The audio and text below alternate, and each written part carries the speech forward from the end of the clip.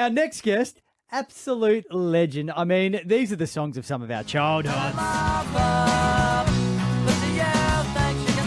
Harpoon, Teflon. Oh, Jebediah, what a band. I mean, Slightly Odd Way, one of the great albums. Ness, Vanessa joins us right now. How are you? Woo, I'm good. That was also the songs of my childhood. How old were you when Jebediah started? 12. I think I was 20 when we played our first gig. Yeah. Amazing. And 30 years later, you're still sitting here. I know, as a 50-year-old lady. Picture that in your head, peoples. But still rocking out. And what I love is the music scene, especially for women, have changed so much. But you were kind of at the forefront when there was a lot of change that should happen. So what was it like when you first started out in that kind of environment?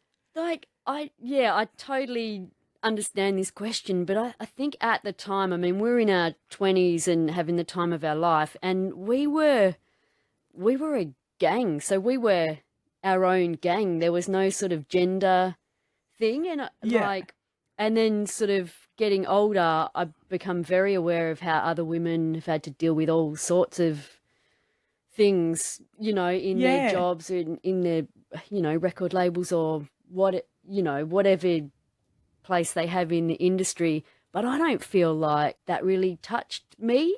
And so I think, looking back, I was just young and so wrapped up in what we were doing, I didn't really notice it. Well, that makes me happy to hear that. I know, but I feel like maybe I could have made more of a difference if I had have been aware of what was going on. But yeah.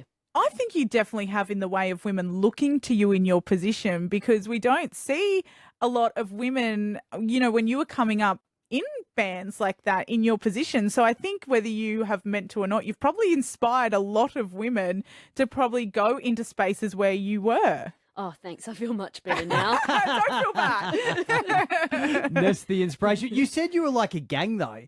How did you guys all become friends and get together as a band? Well, so Chris and Kev were a couple of years younger than me, but the three of us and a whole bunch of our friends who all they've ended up making our video clips, and we were in a theatre company, so doing lots of musical theatre and stuff. So that's a plot twist. Yeah, that's how we knew each other.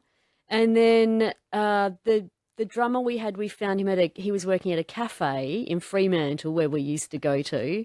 But yeah, he was a bit sort of lax about the whole rehearsal thing. And so that old chestnut. Yeah, Kev was like, "Oh, my brother can play drums." And I was like, "What?" Because I was in the same year as Kev's brother. And I was like, "Adam doesn't play drums." And he was like, "No, my other brother." I was like, "Oh, you've got another brother." I had no idea. So Brett is a year older than me. So that's sort of how so Brett was like, "Oh yeah, I'll help you out." And then that was it. It's been us for 30 years now. Yeah, correct me if I'm wrong. You haven't had a lineup change since then. You guys have always been together. Yeah. How crazy is that? Yeah, crazy. Yeah, crazy in a lot of ways. How it has been fun. Yeah, I bet. Quite often when we speak to musicians, they're very honest about how hard a band dynamic is and how they've had to step away at times or they've fallen out mid-tour. How have you avoided all of that and managed to stay together as a unit? Or have you had those moments but you've just, pushed through it? Well, I mean, over 30 years there's going to be some struggles at times, and there definitely has been. But I feel like, I mean, we've known each other since we were teenagers. I mean, Brett and Kev are brothers, so I mean, it feels like we're a family, and it just has always been this way. And I mean, I genuinely love those guys, and I love spending time with them, and I guess that's why we're here 30 years later. Yeah. 100%. What's the best memories for you? Is it when you were starting out, or is it when you guys matured as a band a little bit more? Or is it now when you tour and you look back over your career? Well, that first decade, I mean, we were having an absolute blast. And I think that's the beauty of being in your 20s, is that you don't have so many responsibilities. You're just coming out of your teen years and finish school, and so this sort of freedom opens up to you. Well, at least it did to me. Yeah. And so just really kind of reveling in that and just taking any opportunity and whatever was presented to us, like let's give it a go and let's see what happens. And then I guess as you get older, and I mean, I guess because we're in the industry for so long, you get a bit more sort of circumspect about things. But I think I'm loving life as much now as I was in my 20s, but in a completely different way. That's and awesome. like all I want to do is play music. I mean, how did I get handed this amazing life? It's not bad, is it? Yeah, and we're glad you did, because it's produced some amazing music. I wanted to talk to you about the Australian music scene, because there's a lot of chat online. I don't know if you've actually seen a lot of this, I or have maybe not you've been seen blissfully any. unaware. But a lot's come up recently about how the ARIA charts no longer has Australian artists in it for most of the charts, and they're obviously pushing to change that. And you're still in the Australian music scene. Have you noticed that change? Like, do you think it was easier for you guys to become a successful Aussie artist? Do you think it would be different these days for you trying to come up as a band? Oh, definitely. I think if our band started now, I think it'd be a completely different thing. I think we definitely were of the time, and at that time when we started, Australian alternative rock music was a big Yeah, thing. it was. Huge. Yeah. And like that was also coupled with just bands on the road all the time, you know, and people were going out to see gigs, where as I think now, I mean, people can just watch stuff online. They have other things to, you know, other ways to spend their disposable income. Whereas back in the day, I mean, we started and people didn't even have mobile phones. So Yeah. there you go. However much you're paying for your phone every month, you know, we used to spend that on gig tickets and CDs. whatever. I never you know, thought about it that Yeah. way, but that is a great perspective to think that, that we've kind of swapped out live music where we used to spend our money there for actual digital entertainment. Yeah. Yeah. Just that's kind of a thought bubble that you've That's just put in my crazy, isn't mind. You don't even need to leave your house. Yeah, true. And a lot of us don't. But speaking of, you guys are back on the road, 30 years. We do encourage people to get off their phones and get out and see a live gig. Is it cool that you're probably seeing new generations of fans as well at these gigs? It's very cool. I love how people who have been coming to watch us since they were underage are now adults and are now bringing their kids to gigs. Wow. Pretty cool. It's pretty cool, isn't Yeah. it? It really is. I wanted to circle back to the Carly's question about the music industry and everything. So back when you were younger and Jebediah broke, you were 20, right? Yeah. And at the time it was like recovery was huge with Dylan Yeah. Lewis. There was the big day out every single year, Yeah. which I'm about 5 years younger than you. So like kids my age were going along and we were seeing Jebediah, we were seeing Grinspoon, the Super Jesus, the Living End. Like everyone was breaking at the same time. To me, it always looked like you were all like really good mates and you'd hang out backstage and Yeah. it was this big sort of, not just a gang as in your band, but a gang of all the musos. Is that what it was Absolutely. like? Absolutely. Yeah. That's exactly what it was like. And they always had a big kind of Australian contingent as part of the big day out. So, and we all the Aussie bands, like quite often would be hanging out together. Yeah. So, and I mean, 30 years later, we're still doing tours and festival runs with like, you know, Spiderbait, Magic Yeah. Dirt, Regurgitator, You and So I. good. Like, it's amazing. Like, we just did, last year we did a 3-month tour with Magic Dirt and then a run of shows with Magic Adelaide, Dirt didn't she? and Spiderbait. It's like, Wild. we have been doing this together for the last 30 years.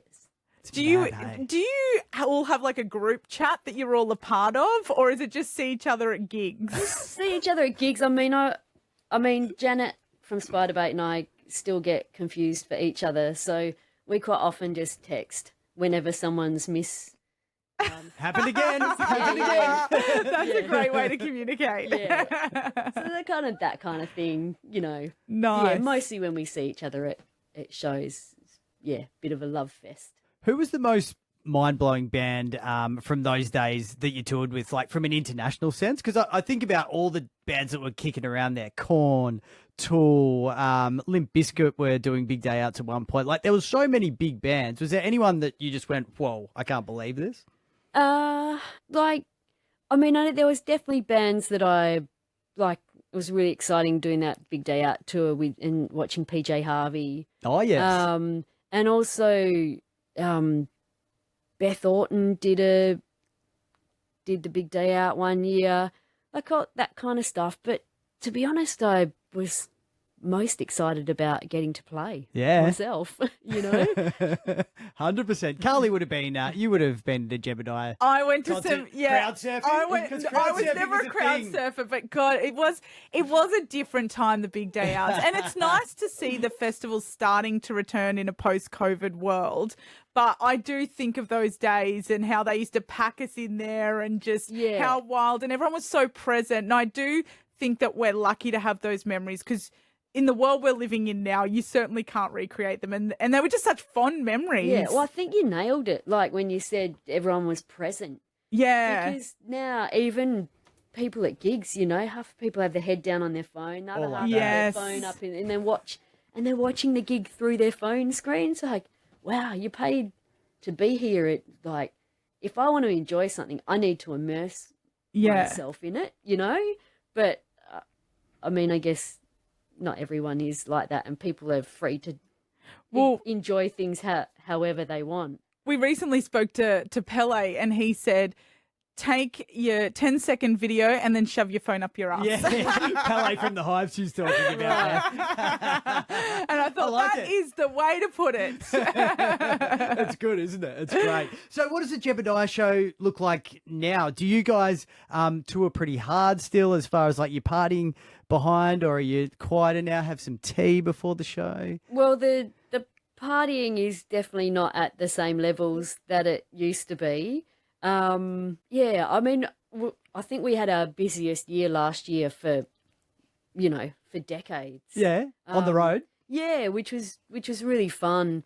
All the guys have got kids now, so a lot of the touring, I think that's probably the biggest thing that's changed. We used to jump on a plane and then we'd fly to the East Coast, jump in a van, and that'd be 3, 4, 5, 6 weeks, however long, and then we fly home. Whereas now it's more like Weekend Warrior style show. So we'll fly out on a Thursday or Friday, fly home on a Sunday or Monday, Gotcha. And just do that every weekend. Wow, that's still a lot. Yeah. Just quickly, we've seen Voyager do it. Will we see Jebediah do it? Eurovision. I'm waiting for the call. Well, I feel like WA does it best when it comes to bands and putting on a show. So why not? Why not continue the WA flavour? Hell yeah. Yeah. I'll shall I give everyone my number? Sure. Yeah, check it out on air. We wish we were that connected because we would make that happen in a heartbeat. We absolutely would. What song would you run with though? Would you do something new, or would you go something like a Teflon or something? I don't know. What would have a Eurovision vibe from Jebediah? I'm not sure what the rules are for Eurovision. You got to have some sort of fancy costume. Yes. A good set design. Yeah.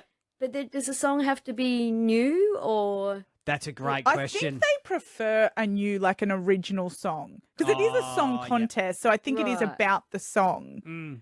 Yeah. Although Ness wrote it, it's fine. We'll get her in there. We'll get her in there. That's brilliant. That's brilliant. So, tell us about the 30-year anniversary. What are you guys doing for it? We're going to play some shows, which is good because that's what I like to do. Great. So I think we've got 2 here. Two at the Rosemount. Yeah. Haven't played at the Rosemount for a while. I'm surprised. I thought you'd be all over that. The Rosemount? Yeah. Doing a few little gigs, side gigs and everything. Well, open mics. Me as a bass soloist? Yeah, go on. Go on. Where do I sign up? I think we're actually just trying to we've started a conversation about set list and whatever. Just like there's a whole bunch of songs that we've written and hardly ever played, and then there's songs that are kind of long forgotten, but apparently people want to hear them. So we're we'll do a bit of work and trying to make that set list a bit different from what we've been playing, in recent times, which is generally a sort of greatest hits plus a few ones that we really like is our general go-to set list. But yeah, maybe we'll take more requests. Ooh, Oh, Puck wow. Defender? Do you play Puck Defender still? We I love do, that song. not often, but There you we go. do. That's my request. Okay. Now, Nice. don't bust it out too much these days. Actually, I think we might have played it the last time we played.